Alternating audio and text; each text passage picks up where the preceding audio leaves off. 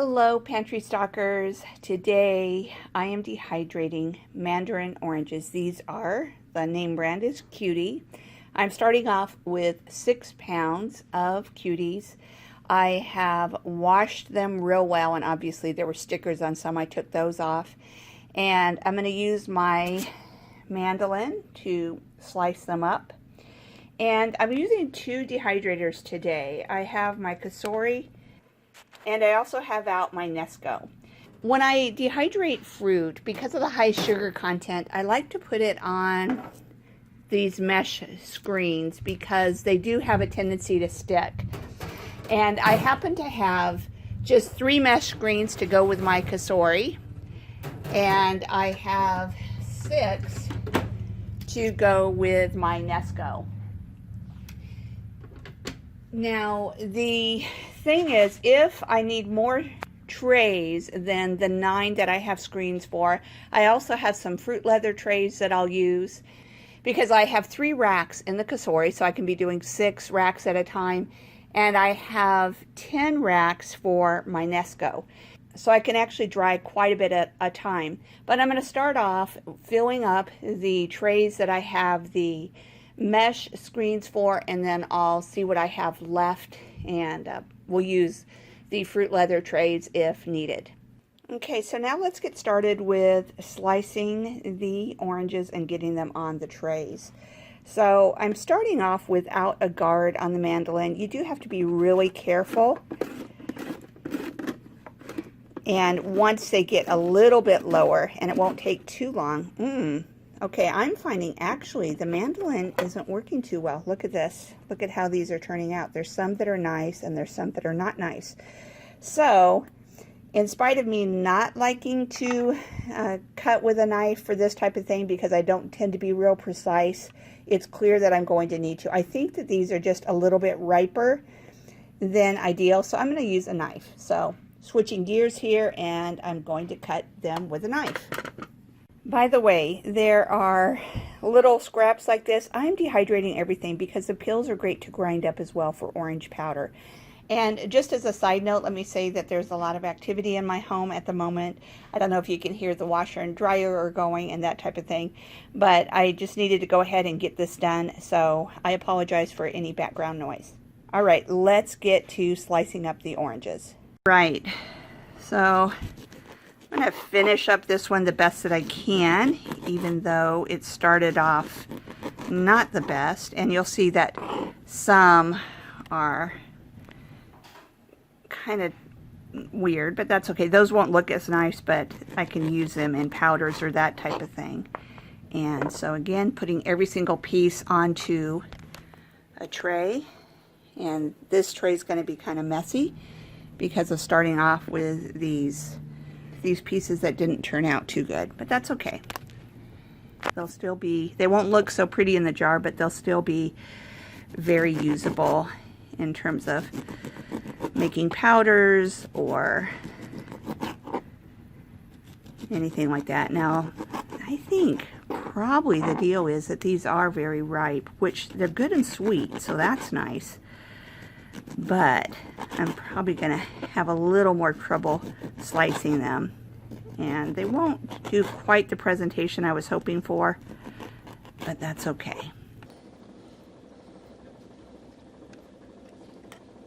The challenge is that I'm trying to slice them thin so they'll dehydrate well, and yet they're juicy and kind of messy. And I cut off that part there.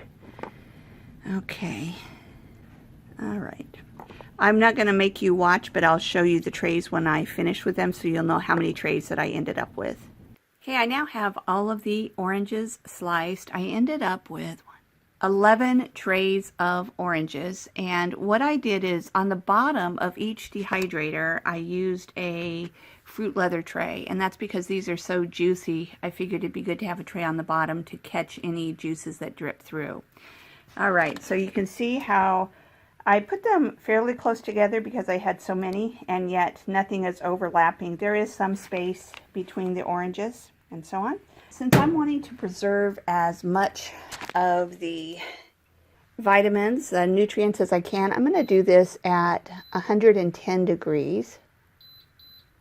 And it will take longer for them to dehydrate, but I think that, that's a good thing to use the lower setting if you can. Okay, so I'm going to put the time, I'm going to start it at 10 hours and I'll check it then. And I'll do the same thing with the Nesco Dehydrator. It doesn't have a timer on it, but since I'm starting these at the same time, I'll just use the timer on the Kasori to help me know how long the oranges have been in. I'll bring you back at the 10 hours and show you what they look like at that point.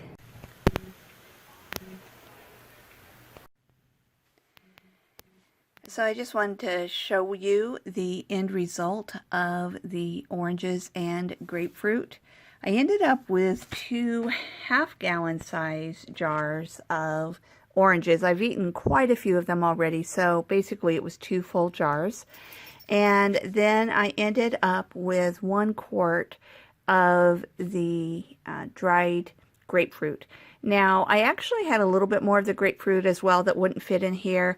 One thing with grapefruit is that since it is so wide, even with a wide mouth jar, it's hard to fit it in. So I had to sometimes, like, well, this is kind of crumbled even more, but taking a slice that was too wide and kind of crunching it in half and then sticking it in there.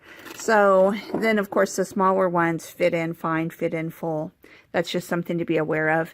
The rind is a little bit bitter, but I like eating it fine as is. My husband likes the flesh part of the grapefruit, but not the rind. One thing I did this morning that I enjoyed is I crumbled up a slice of grapefruit onto my granola, and it really gave it a nice citrusy flavor. So that was awesome. I'm going to just now show you how one of the orange slices is completely dry. You can see the color is really, really nice. Turned out great. And you can see that they crack nicely. And these have a much thinner rind and a much less pith than the grapefruit, so it's much sweeter to eat.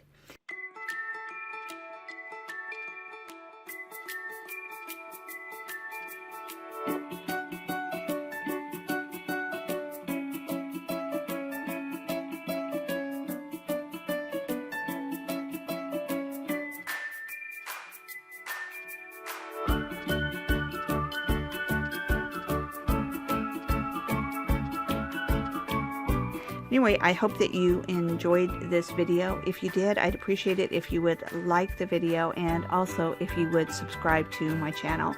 Thank you so much, everyone. Have a great day.